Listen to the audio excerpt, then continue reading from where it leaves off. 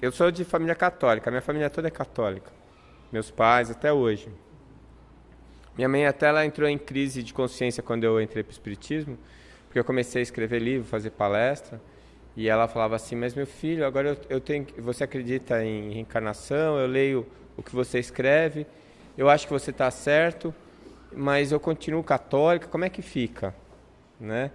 Não fica, mãe, tem tanto católico que acredita em reencarnação, você não vai fazer muita diferença, né? Mas nessa minha formação católica, tinha uma coisa que me incomodava bastante, que era essa história de Jesus ser Deus, né? E tinha a história da Santíssima Trindade. Não sei se vocês lembram disso, que não é a Trindade Universal que acabou de falar o Gervásio.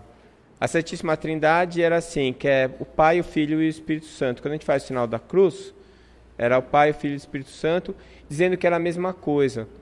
E eu tinha aula de catecismo, e uma vez eu perguntei para a professora como é que era essa história, porque eu não conseguia entender. Como é que Jesus podia ser Deus? Como é que ele podia ser o Pai e o Filho? E quem era esse tal desse Espírito Santo que também eu não conseguia entender? E ela me contou uma historinha que até hoje me marca muito, que era o seguinte, ela disse que um filósofo, ele estava caminhando na praia para tentar desvendar o segredo, desvendar o mistério da Santíssima Trindade. E ele vinha estudando e pensando sobre quais as possibilidades e como é que aquilo podia ser daquele jeito e como é que ele podia desvendar esse mistério. E aí, ao longe, assim, ele viu um garotinho, assim, pequenininho, e o garotinho corria na praia, na água do mar, voltava e se agachava e mexia em alguma coisa na areia. Voltava, ia até a água, pegava alguma coisa, voltava, e ele se aproximou e ele percebeu que o menino tinha um dedal. Esse dedal que protege o dedo da costureira, não sei nem se usa mais isso. E ele ia com o dedal na água do mar, pegava, enchia o dedal, ia até um buraquinho que tinha na areia e jogava a água dentro do buraquinho. Aí o filósofo olhou para ele e falou assim, o que você está fazendo? Aí o gurizinho virou para ele e falou assim, eu vou pegar toda a água do mar com esse dedal e vou colocar dentro desse buraco. Aí o filósofo começou a dar risada e falou assim, mas você não vai conseguir fazer isso nunca. Aí vira o menino para ele e falou assim, nem você vai conseguir resolver o mistério da Santíssima Trindade. Né? Eu achei aquilo, no dia que ela me contou, eu fiquei meio incomodado com aquilo, porque eu desde pequeno eu sou muito chato, sabe? Eu sempre acho que as coisas têm que ter um porquê. Né? Sabe aquela fase que aos 6, 7 anos, que tudo que você fala, o teu filho fala assim, mas por que, mãe? Mas por que, mãe? Eu não passei dessa fase, eu estou até hoje. Né? Tudo tem que ter um porquê. E depois, quando eu comecei a estudar, eu comecei a me preocupar com a ciência, o conhecimento, eu descobri que a ciência, ela não aceita o acaso. A gente usa certas palavras sem, às vezes, perceber direitinho o que elas significam. O prefixo "a" significa negação. Caso vem de causa. Então, acaso é o que não tem causa. Bom, para a ciência, tudo tem causa. Para a natureza, para as leis universais, para as leis da física, da matemática, da biologia, tudo tem que ter uma causa. A diferença que existe é a seguinte, às vezes a causa é conhecida e às vezes não. Então, tem algumas coisas que acontecem que elas parecem, assim, milagrosas. Na verdade, o milagre é um fenômeno notável cuja causa nós desconhecemos. Né? E aí, depois parando para ler algumas pessoas, mais para frente, alguns cientistas e alguns filósofos da ciência, certa vez eu li um texto, nem lembro de quem era, que ele falava assim, que para o físico, o conceito de Deus era uma necessidade teórica. Porque tudo tem que ter uma causa. E algo não pode ter origem do nada. Então você tem que ter sempre algo antes. Então, a teoria que é vigente hoje, que tem sido aperfeiçoada, é muito discutida sobre a origem do universo, é a teoria do Big Bang. Todo mundo aqui já ouviu falar, né? Tudo bem, o Big Bang fala de uma quantidade de matéria, de energia, tal, e tudo explicado matematicamente. Que legal, muito bom.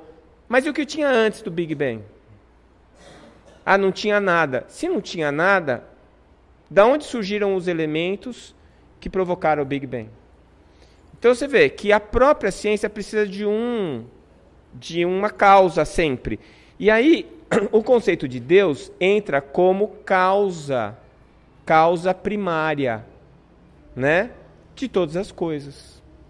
Então, se eu tiver uma causa primária, aquela causa pode explicar tudo o que existe.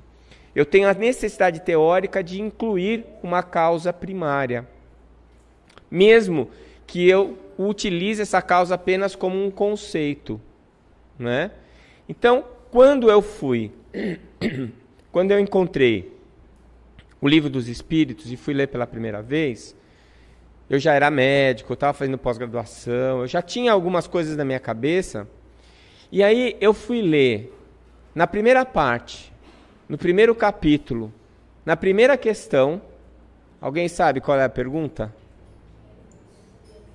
Que é Deus? Né? Então, aquilo, na hora que... E ainda, olha, a tradução que eu li, nem todas estão assim, tem umas que tem o que é Deus.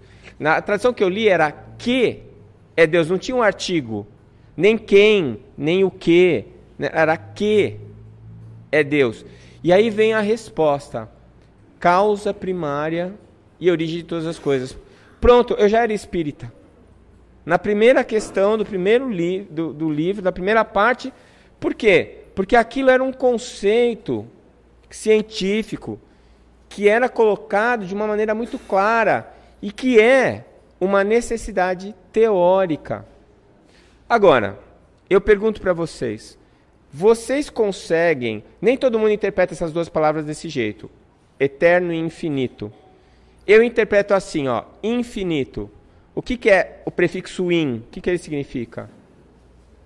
Quem sabe? Infeliz é o quê? Sem felicidade. Infinito, sem fim. E o eterno? É igual. Tem gente que usa como sinônimo, mas na minha cabeça, eterno, o infinito, ele pode ter um começo. Nós, por exemplo, como espíritos, nós tivemos um começo, mas nós não vamos ter um fim. Então nós somos infinitos. Isso cabe na minha cabeça, acho que cabe na de vocês também. Uma coisa não ter fim. Tá, mas cabe na cabeça da gente uma coisa que nunca teve começo? Dá para entender isso, não? Na minha cabeça não dá. Aí é o eterno. Então, assim, já começamos a ter problemas, porque Deus, como sendo causa primária e origem de todas as coisas, ele não teve começo, ele é eterno. E o eterno não cabe na minha cabeça, porque todos os meus referenciais, tudo que existe ao meu redor, a minha maneira de pensar, tudo está relacionado ao tempo, com um começo, meio e fim. Eu posso até dispensar o fim, mas o começo, como é que eu vou dispensar o começo? E como cientista, todo cientista busca o quê? A causa. A causa é o quê? O começo. Então vejam vocês que eu comecei a pensar num Deus um pouco diferente, aliás, muito diferente, daquele Deus que eu tinha aprendido nas aulas de catecismo e aquele Deus para o qual eu rezava. Porque eu tenho que confessar para vocês que apesar de todo o esforço da minha mãe e da minha professora de catecismo, eu nunca achei que dava para Jesus ser Deus. Porque eu não conseguia entender isso. Eu falava, mas quando ele estava na cruz, ele falou, Pai, perdoa que eles não sabem o que vai. Ele estava falando com ele mesmo. Ele tinha que ter alguém para quem se referir. E ele falava do Pai, o reino do meu Pai e tal, aquela coisa toda. Então eu nunca conseguia entender. Mas o Deus, para mim, ainda era um Deus, quem é Deus, e não o que é Deus. Deu para entender o que eu estou querendo dizer? Porque assim, o Deus que eu aprendi era um ser, na verdade era um homem, na verdade era um velhinho, de barba branca, muito bonzinho, e que estava sentado num trono no céu. Quanto tempo essa imagem ficou na minha cabeça? Quanto tempo? Vocês não concordam comigo que isso é meio pueril?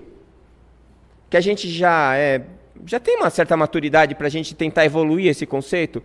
Porque, vocês sabem, o que eu vou falar para vocês não é uma coisa muito confortável, pelo menos não foi para mim. Mas, assim, uma das coisas mais fortes da doutrina espírita, na minha opinião, uma das mensagens mais poderosas da doutrina espírita, é que ela diz o seguinte para você: você é o dono do seu destino. Você é que é responsável pela sua vida e ninguém, absolutamente ninguém, pode influenciar, pode modificar sem a sua vontade a sua vida. Se você é feliz, é porque você construiu essa felicidade. Se você é infeliz, é porque você construiu essa felicidade. E isso é uma excelente notícia. Por quê? Porque eu não preciso mais ficar esperando alguém me fazer feliz. E eu não preciso mais ficar reclamando que alguém está me fazendo infeliz. Porque está tudo na minha mão. Isso é ótimo. É uma ótima notícia. Mas tem uma péssima notícia que vem junto com essa. A péssima notícia é que é você que é o responsável pela sua felicidade e pela sua infelicidade. E que ninguém pode fazer nada para você ser feliz. E é você mesmo que vai ter que tomar conta. Então a mesma notícia que é boa é ruim. Porque o que a gente fazia com esse conceito do Deus velhinho? Deus sabe o que faz. Deus vai me ajudar. Deus vai me dar essa graça. Deus vai resolver esse problema para mim. Porque Deus, você quer, coitado do cara.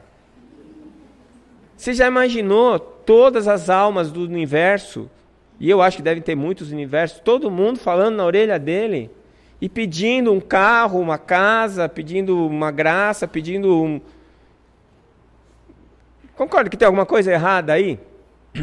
A coisa errada é a seguinte: a gente sempre gostou de terceirizar a nossa vida. É muito mais fácil eu reclamar de alguém e dizer que a minha vida é uma droga porque esse alguém me fez infeliz, do que eu assumir que eu errei e por isso eu sou infeliz. É muito mais fácil eu ficar sentado esperando vir a minha princesa encantada ou o meu príncipe encantado, do que eu tratar de construir uma vida em que eu me satisfaça comigo mesmo e com as coisas que eu faço. Eu sempre brinco com isso. Beijar o sapo para virar príncipe, eu acho que é impossível. Mas todo mundo que casou com príncipe, quando beija, que é o casamento, vira sapo depois. Não é? Porque se você casou com alguém que você acha que vai te fazer feliz, a única coisa que vai acontecer é que você vai se decepcionar com ele ou com ela. Não porque ele é ruim ou ela é ruim, porque você criou uma expectativa que é uma ilusão da sua cabeça e que você terceirizou para aquela pessoa. Não pode dar certo. Não dá para dar certo. Então, aí como era todo mundo só falando com Deus, aí o que aconteceu? Eles criaram assim uns ajudantes para Deus, são os santos. Então, em vez de eu rezar direto para Deus, porque ele é o chefão, eu rezo para alguém que está muito perto dele. O ouvido mais doído depois de Deus deve ser o de Maria, que é a mãe de Deus. Quer dizer, como é que pode ter mãe alguém que sempre existiu? Né? Então, veja como as coisas começam a ficar complicadas. E isso daí foi gerando alguns conflitos em mim, mas algumas conclusões boas. Né? Então, vejam vocês. O Deus antropomórfico, o que significa isso? É um Deus com jeito de homem, que aí é um ser perfeito. Ser perfeito, nós todos vamos ser. E nem por isso nós vamos ser Deus. A evolução vai nos levar à perfeição. Quando nós formos perfeitos, nós vamos ser Deus? Não. Por quê? Porque nós somos seres infinitos e Deus é eterno. E mais, nós somos seres, Deus não é um ser. Deus é mais do que um ser. Não dá para a gente conceituar Deus? Alguém consegue me explicar o que é Deus? Eu acho que explicar Deus é mais arrogante do que negar. Como é que eu posso explicar alguém ou algo que me criou? Né? O Beto Roden, que é um filósofo brasileiro, que escreveu coisas muito bonitas, ele dizia certa vez que Deus seria esse que em tua consciência coubesse. O mar circunscrito a uma concha ainda seria mar? Se vocês nunca tivessem visto o mar na vida, eu vim de Santos, né? Me mudei para cá faz 4 anos. Se eu tivesse trazido na mala um copo de água do mar, e eu chegasse aqui para vocês e falasse, olha, eu vou mostrar o mar para vocês, e colocasse o copo em cima da mesa, vocês iam saber o que é o mar? Se você estiver na praia, de frente para o mar, olhando para o mar, você sabe o que é o mar? Não sabe. Se você estiver numa espaçonave orbitando o planeta, você vai ter uma boa ideia do que é o oceano, né? Do que é o mar. Então, Deus não cabe dentro da nossa cabeça. Nós somos infinitamente pequenos e ignorantes para conseguir conceituar ou explicar Deus. Mas nem por isso a gente precisa ignorar Ele, nem tentar passar por cima do conceito de Deus, de alguma coisa que nos dê uma referência dele. Porque apesar de nós estarmos muito distante dele, ele está muito próximo de nós. Então, Deus deixou de ser para mim um homem, um ser. Né? E isso foi um grande trauma para mim. Porque eu rezava para Deus resolver os meus problemas. Né? Aí depois com o Espiritismo eu rezo para o Dr. Bezerra. Né? O Dr. Bezerra está mais perto, vai ficar mais fácil. Né? Mas Deus não é mais, a onipotência e a onipresença de Deus na minha cabeça, não é a onipotência ou a onipresença de você chegar para mim e falar assim, será que Deus sabe o número do seu CPF? Será que Deus sabe quanto você ganha por mês? Será que Deus sabe se você tomou banho hoje? Se você se alimentou direito? Sinceramente, eu acho que isso é uma coisa meio infantil, eu pensar nisso. Né? Porque assim, Deus é um conceito muito mais amplo e gigantesco para ele ter a onisciência de saber coisas do meu dia a dia. Né? Será que ele tem consciência da minha existência? Sim. Mas será que ele sabe que eu chamo Décio, que eu moro na Rua Giocondo, que eu me mudei para... Não. Porque isso é irrelevante. Isso não muda o universo, isso não muda as coisas, isso não muda a minha vida. Porque quem muda a minha vida sou eu. Porque ele deu para os seres vivos e para os seres inteligentes o livre-arbítrio. E o livre-arbítrio é exatamente o que a palavra diz, livre-arbítrio, escolha livre. Eu escolho o que eu quiser escolher. E a partir dessas escolhas, eu aprendo. Porque se eu escolho certo, eu tenho bons resultados, aquilo me faz bem, eu repito, falo, deu certo, isso é legal. Se eu escolho errado, aquilo traz más consequências, eu sofro com aquilo, não vou fazer mais.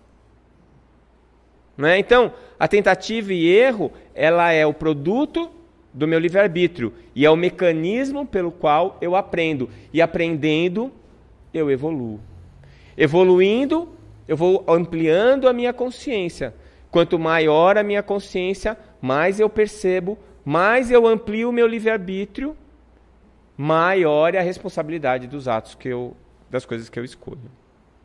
Né? Então, Deus para mim é algo, ele é um conceito na minha cabeça, mas ele não é uma pessoa. Então, como é que eu vou pensar em Deus se ele é uma coisa que eu não consigo abstrair na minha cabeça? Bom, quem é que está mais perto dele que eu conheço? Jesus. Não é? Então, eu vou colocar a imagem de Deus em Jesus.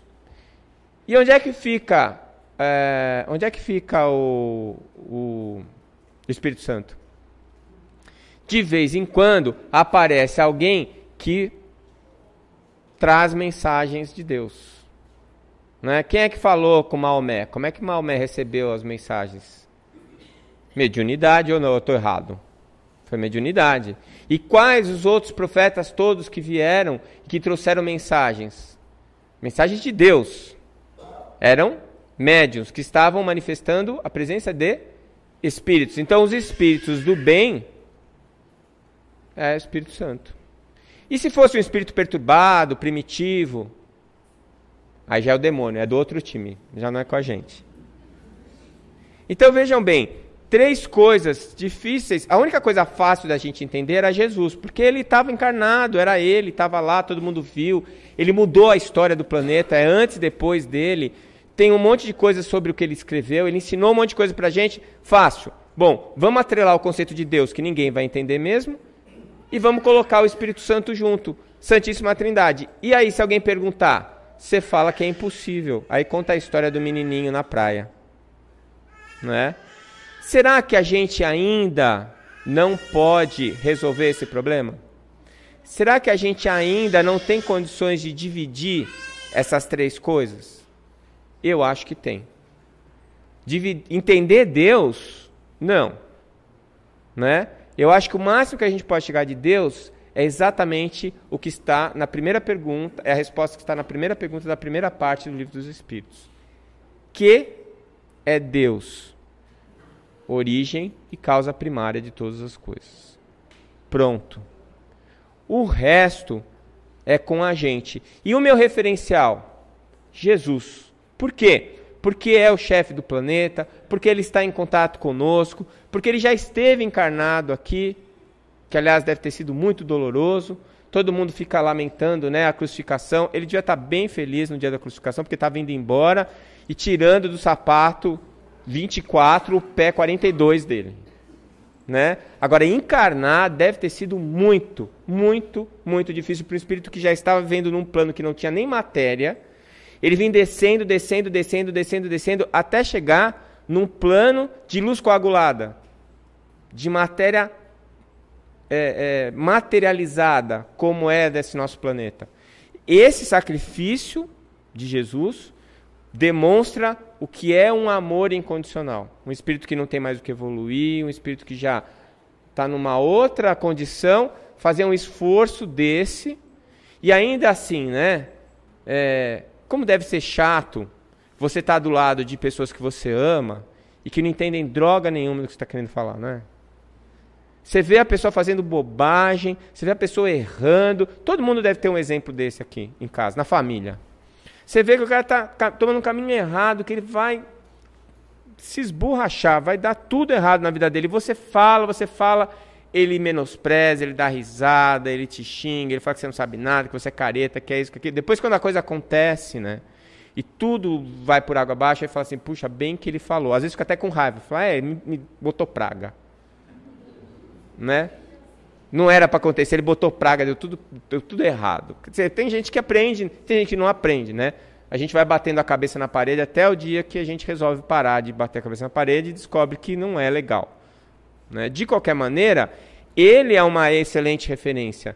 E ele nos trouxe o caminho de aprendizado para que nós possamos evoluir no sentido de entender cada vez mais este conceito de Deus. Agora, Deus é a causa primária e origem de todas as coisas.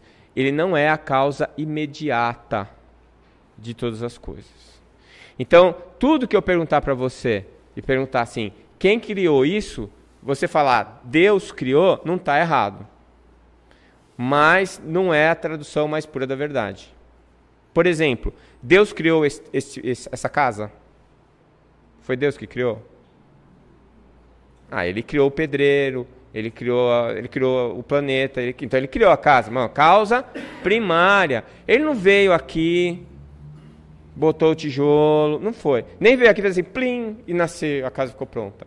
Alguém veio aqui, alguém desenhou, alguém fez os cálculos, alguém trabalhou, deve ter suado bastante para fazer a casa acontecer. Né? Então, a causa imediata do prédio foram as pessoas que trabalharam nele. Deus criou você? Sim. A sua alma? Sim. O seu corpo? Sim. A causa primária de todas as coisas. Mas ele não criou você, ele não é a causa imediata. A causa imediata do seu corpo hoje é a sua alma. Quando você reencarnou, você pegou o material genético do seu pai e da sua mãe e você impôs, você influenciou aquele material genético de maneira que você tivesse o corpo que você tem hoje com as facilidades que você tem, as doenças que você tem, as habilidades que você tem. Então não adianta reclamar para Deus. Bem que eu podia ter nascido com o olho azul. Bem que eu podia ser mais alto. Bem que eu podia ser mais magro. Não adianta. Porque foi você que fez desse jeito. E fez porque era o que você podia fazer. E olha que tinha gente te ajudando. Tinha muita gente te ajudando. E não era Deus. Eram outros espíritos como você, mais adiantados, que tinham condições de te ajudar a planejar essa experiência que você está tendo hoje. Então, você é a causa imediata do seu corpo. E a causa imediata da sua alma? A evolução do princípio inteligente. O princípio inteligente foi criado por Deus, que é causa primária e origem de todas as coisas. Mas ele passou por tantos processos de aprendizado, tantos, até chegar no momento de poder formar um ser hominal, um ser que pensa e que tem raciocínio contínuo, que é o nosso caso, né? Que isso é o resultado de todas as leis naturais. Então, essa minha tese prova que Deus não é brasileiro, porque ele fez leis que são cumpridas, e ele fez leis perfeitas. Não é a nossa especialidade, né? Então, se ele era brasileiro, nós desvirtuamos bastante do caminho desde que ele começou. Porque se uma lei é perfeita, ela é invariável. Né? Ela não varia. Não varia por quê? Porque é perfeita. E as leis perfeitas, elas conduzem à perfeição. E é o que acontece conosco. Né? Ele criou o mal? Deus criou o mal? Olha, se nós, que somos tão medíocres, se a gente fosse fazer qualquer coisa, a gente não ia criar o mal, você acha que Deus vai criar? É que o mal, ele não existe. Ele não é o antagonismo do bem. O mal é a ausência do bem. O mal é a ignorância. Como não existe o contrário de felicidade. Por isso que a gente usa a palavra infelicidade. Infelicidade é a ausência de felicidade. Já a alegria tem contrário, é a tristeza. Porque a alegria é rápida, passa. A tristeza também. Então eu posso estar triste e ser feliz. Eu posso estar alegre e ser infeliz. Né? Mas a felicidade é algo construído com a minha evolução e com o meu aprendizado, por tentativa e erro, das minhas várias existências. Como a escuridão é a ausência da luz. Então, o que Deus criou? O que este conceito criou? Ele criou as leis perfeitas. E a inteligência que evolui à perfeição. Então, nessa evolução à perfeição, ela começa sem saber nada, mas com a capacidade de ser perfeita. Então, é 100% de potência, 0% de desenvolvimento. Conforme ela vai se desenvolvendo, a potencialidade vai cedendo ao progresso realizado. Então, vai chegar um momento que você é 50% realizado, 50% potencial. E um dia, a gente vai chegar como seres angelicais de 100% de realização, porque nós vamos ser perfeitos. Neste caminho, nós, enquanto tivermos uma porção a realizar, uma porção ainda potencial, essa porção é uma porção não desenvolvida, e é o que nós chamamos de mal. A palavra que eu acho mais propícia não seria nem mal, maldade, seria ignorância. Você ignora que aquilo é necessário. Você ignora que aquilo é bom. Você ignora que aquela atitude ela está te prejudicando, não prejudicando o outro. Que é uma coisa muito comum entre a gente. Né? A gente fica com raiva de uma pessoa, fica rogando praga. Assim, ele vai te quebrar, não sei o quê. Mal sabe você que a praga que você está rogando está desequilibrando o seu perispírito. E que se ele gosta de você, não vai acontecer nada com ele, só com você. Então, é muito engraçado, porque a gente quer que o outro morra e toma o veneno. Você toma o veneno e fica torcendo para ele morrer. Mas quem vai morrer é você. Você que tomou o veneno. Isso é ou não é ignorância? Então, a maldade, geralmente, é a ignorância. Tanto é que quantas e quantos exemplos a gente tem na história e no próprio Evangelho de pessoas, de espíritos, que de uma hora para outra perceberam que estavam no caminho errado e corrigiram o seu caminho. Paulo de Tarso. Matou, torturou. Aí fala assim, virou santo de uma hora para outra? Não, ele já era uma pessoa super dedicada, ele já tinha fé, ele acreditava em Deus, só que ele não sabia como fazer isso. Ele achava que ele tinha que impor a lei sobre as pessoas para que Deus pudesse, para que ele pudesse exercer a fé dele. Aí, no deserto, indo para Damasco, ele tem a visão de Jesus, mediunidade de novo. E aí ele percebe que tudo que ele sempre acreditou, num Deus único, na bondade, no amor, estava certo. Mas que tudo que ele fez para celebrar esse Deus que ele acreditava, estava errado. E aí o que ele faz? Ele fica chorando, sentado no deserto? Ele dá um tiro na cabeça? Ele se mata? Ele fala, eu não presto para nada, vai para o inferno? Não. Ele se ajoelha e fala assim, Senhor, o que queres que eu faça? Porque ele sabe que ele é ignorante. E no momento em que ele toma consciência, ele não lamenta a ignorância, ele aprende. Então essa é a grande diferença entre a culpa e a responsabilidade. E é o que Jesus nos pede. É o que ele sempre nos pediu. Ele não quer que nós nos sintamos culpados. Ele quer que nós nos sintamos responsáveis. Porque a responsabilidade nos movimenta, nos motiva para que nós façamos a correção daquilo que nós erramos. E que nós tenhamos força para continuar aprendendo e crescendo cada vez mais. A culpa, ela nos condena e nos paralisa. A gente fica parado, chorando aquilo que nós fizemos. E geralmente isso não recupera o mal que nós fizemos e gera mais mal para nós mesmos. Então, essa história de um Deus que pune, né? Vocês já ouviram falar isso? Eu sou temente a Deus. A palavra temente vem da onde? Ter medo. Eu estou sendo punido por Deus. Será que Deus pune? Vocês estão percebendo como a gente usou essa antropomorfia de Deus para a gente se justificar para algumas coisas? Quando eram os deuses romanos, a gente punha um defeito e uma virtude em cada um deles e optava quem que você ia seguir, de acordo com o que você achava legal aquela virtude, se achava bom. Eu tenho esse erro também, eu tenho esse defeito também, eu vou seguir esse Deus que tem o mesmo defeito que eu, que assim ele não me critica. Né? Aí acabou, puseram um Deus único, a gente deu um jeitinho de adaptar essa situação. Então a gente colocou um Deus que está ali. Né? Essa tradição judaico-cristã do Deus punitivo, que gerou o temor a Deus, isso daí está na hora da gente jogar fora isso. Isso não nos trouxe nada de bom.